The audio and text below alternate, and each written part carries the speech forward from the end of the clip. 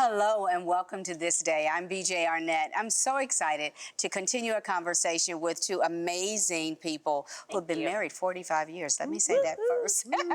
This is Bill and Pam Farrel. Thank you so much for being here and continuing to have this conversation.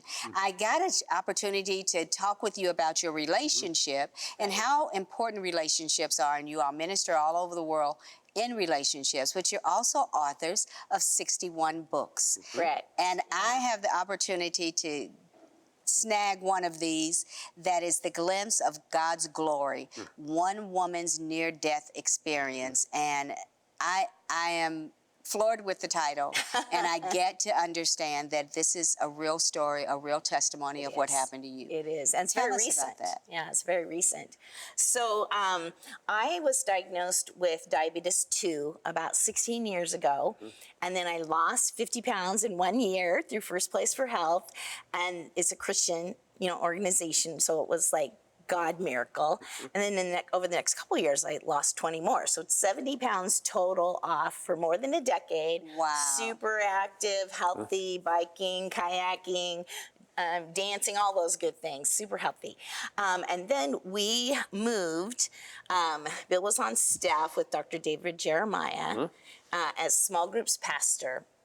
But his parents were needing a lot of help. They were 88 at the time, and their health was spiraling down. And for a number of reasons, I knew my parents were never going to leave their house. Right. Like my mom is very afraid of things in life, and for several years she didn't leave her property. Like she's agoraphobic. Yeah. Wow. So I knew. Like we're not going to put them in a home somewhere. This is not going to work. They're going to have to be taken care of at home. Like, it's people like, oh, just invite him to live with you. I'm like, you have no idea what it would take to get him out of the I wanted to house. stay married. Right. It would take Prozac for them and all of us. For us. Yeah.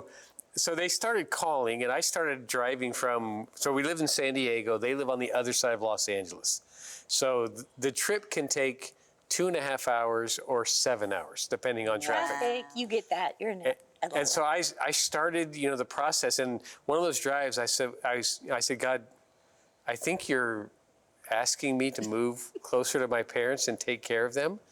And my very mature response to God was, you can't ask me to do this.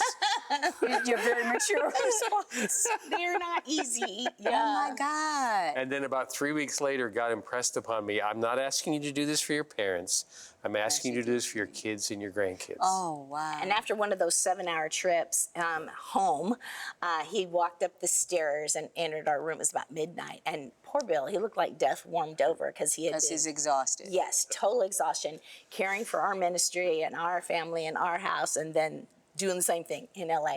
And so I said, hon, do you think we need to move closer? Has the time come? And he said... So I knew just moving closer to my parents was not going to be good for our relationship. But I know Pam loves water. Like, I think she's half mermaid, because if she could be in the water every day of her life, she's happy. She's good. So I floated the idea to her, what do you think about living on a boat for the next season of our life? Are you serious? While we take care of my parents. And, I kind of stepped back to see what reaction I was going to get. I like hashtag crazy fun midlife adventure. Let's do it. We're on the water. Crazy fun. We're on the water, and it's Los Angeles. And it's probably less expensive to live on a boat than anywhere in Ventura County. And we get God's beautiful sunset every day. I'm in. Oh, So we sold did it. and mostly gave away 90% of our things, and we moved on to this liveaboard boat, and everything was going great. Yeah, it was awesome right up until COVID. Yes, and then they closed down everything everywhere, including our ministry, and also then the marina. And I had set up an RV in my parents' backyard to use as an office. So I could be on their property if they needed help. Right. But we were living on the boat. Then they shut down the marina. So we moved inland to the RV. And Living the life. That's right. Our dear friends, the LaFoons, they're like marriage edutainers. They're funny. So the first week of COVID, they had a date night online. And so we were watching it, and they're like, yeah, when we start bugging each other after being together 24/7, we just go to different ends of the house. And Bill and I looked at each other, we started laughing. We're like, we don't have different ends of the house. That's right. We have inside, we have outside. That's what we got. That was never on my goal card. I want to grow up and live on my in-laws' property in a trailer. Yeah, it was just never there. But we write about joy, and so we had to choose joy. Right. And so we were doing that all through COVID, and we were keeping up my health, but my diabetes came back. Wow. It was diagnosed as diabetes 1.5. It's like an autoimmune. It's a newer diagnosis, but very fragile, kind of hard to manage and medicate. And so my doctors are all working with me, holistic doctor, regular doctor. And finally my regular doctor says, I don't know what to do to get your A1C down. How about you go to an endocrinologist, which took 6 months to get into because there's not enough in California of them. And so she saw me and she wrote out a script for a couple of new meds that maybe would start working for me, including insulin and the newest that all of Hollywood is on. Right, of course. Yeah. And so I couldn't get a hold of them because they were out of stock, supply chain, issues. So it was COVID. It had just finished. It was opening up back up again when my sweet friends, Rebecca Friedlander, was hosting a conference for creatives in Texas. So I go down, I'm teaching creatives in Texas, and on the way there, man, my shoulder, it just hurts. I start crying. It was hurting so bad. Oh my gosh. And I think it was probably the backpack too heavy. I don't know if you've ever done that with your purse, but anyway, I landed and I'm like still crying. She is, poor thing, like my little mentees is pulling all the suitcases and books and everything. She's taking good care of me. She's like, I'll take you right to the hospital. I'm like, no, I just need some over-the-counter meds. I'll be fine, just some ice pack. So I was trying to gut it out, Yeah, it didn't work. The only time I was out of pain was when she was playing her beautiful music, worship. So worship, or when I'm teaching the word. Right. That's the only time. That's the truth. I call it this delightful distraction, divine delightful distraction.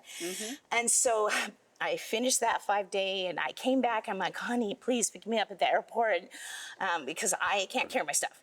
And so he, of course, picked me up. He's like, I'll She's take you. in tears at the airport. I'm just like, it's so painful. Nothing's working.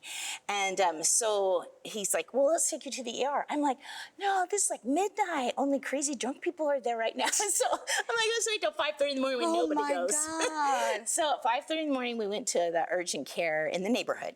And they took x-rays and realized, oh, she has broken her rib. That's why your pain is so bad. And I wasn't With your backpack. Oh, yeah. So there's more than one problem listed off there. Oh, my God. And so, and he gave me another drug, and all these over-the-counter, and the drug he gave me, probably diabetics shouldn't even be taking.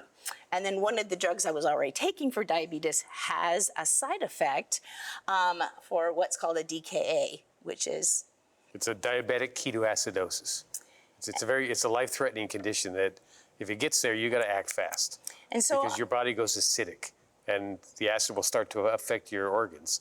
So you got to get right on it. So I went home and continued to take the over-counter plus the drug he gave me. My whole body shut down. Toxicity developed. Within 3 or 4 days, I had some kind of an infection.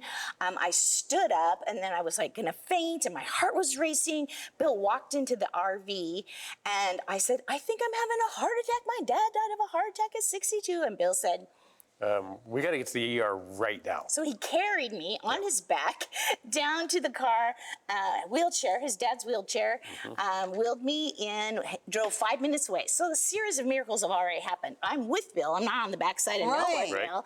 I'm 5 minutes from an excellent hospital. When we get to the hospital, nobody is in the ER. I'm the only And I have taken my dad to this ER several times, and it's always packed. crowded. There's nobody in the waiting room. But we're So shocked. you just drive up. Yeah. And so zoom in, and I'll kind of let Bill take over from here because I was just trying to breathe, and they wheeled me right into the So they started asking about ICU. her medical history. So I'm telling them she got diabetes, she's taking these medications, and she's her brother had a heart attack. history of heart attack in the family. So something's going on here. We got to get to it. And one of the doctors went, we need a test. And he came back and he said, she's having a DKA. I know what What that is that? It's We need to- diabetic ketoacidosis. and she's going to go into a coma and die if we don't put her into a medically induced coma. Right. And so they put me into the medically induced coma.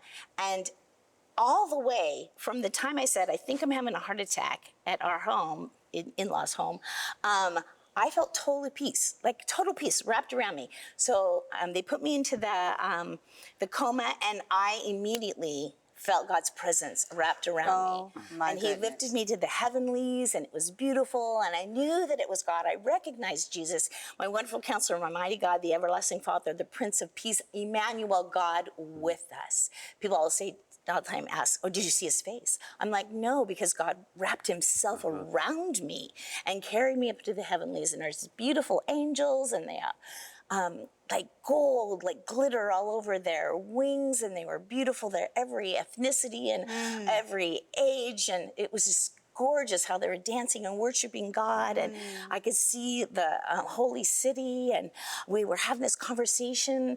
God, you know, is this like heaven? Am I in heaven? Is this the end of my life? And he would answer me, you know, not yet. Let's just worship. And so I was worshiping, and then after the angels had danced for a while, their golden wings would then kind of morph into these mountains with golden rivers running down them, and people that I love, they were scooping up the gold. And I'm like, God, like, what is this? What is it you're trying to show me and tell me?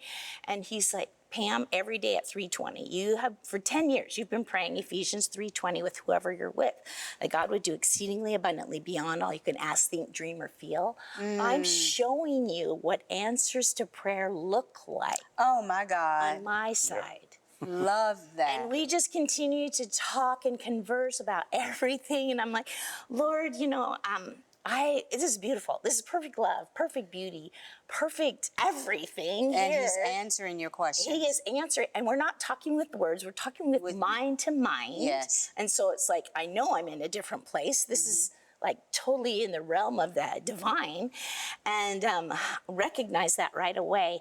And so I said, God, you know, I would love to stay here. It's just like amazing. I would stay here, but you also know you have created 2 little grandbabies. They're going to be born in the next couple months. And my heart is to be able to live and to minister to them. all 8 of those grandkids. And, but not my will, but yours be done. And at this time, I was seeing a different movie. So I'm watching Pam getting worked on in the hospital, and the doctor comes to me and says, we need to put her into a coma because her body's trying to get rid of acid. That's why she's breathing so fast, and she won't be able to control it on her own. So we're going to have to put her in a coma, put her on a ventilator, and when she comes out of all of that, she's going to need you. So you should go home and get some rest, and if anything changes, we'll call you. So I knew the wisdom of it, so I asked if I could go see Pam one more time, and I walked in, and there's 11 different tubes going into her body. She's on the monitor. I've been in hospitals enough to know that the numbers on the monitor are not great. Not great. And I know I need to go home and try to get some rest. So I went home and prayed, God, either way, Pam's going to be fine. If you take her home, she's going to be fine. If you leave her, she'll be fine. I just hope you plan on leaving her for a little longer. And then tried to get some sleep, which didn't work. Woke up the next morning, alerted everybody that needed to be praying for her, and then made preparations to go back to the hospital. and during this time, he was God. praying, not my will, but yours, and I'm praying it. And then God said, Pam, I've shown you the outside. It is time for you to go back. I Okay, have more for you to we do. have 10 seconds, and I'm about to fall out the chair. You guys, you all know how to do a cliffhanger. Get the book, ladies and gentlemen, The Glimpse of God's Glory, One Woman's Near-Death Experience. Go to love-wise.com. Amazing. God bless y'all. Thank you. Yes. Amazing. He And I'm has. so He glad has. He has blessed you abundantly, more than you could ask or think. Amen. God bless y'all. Thank you so much. Thank you. Yes.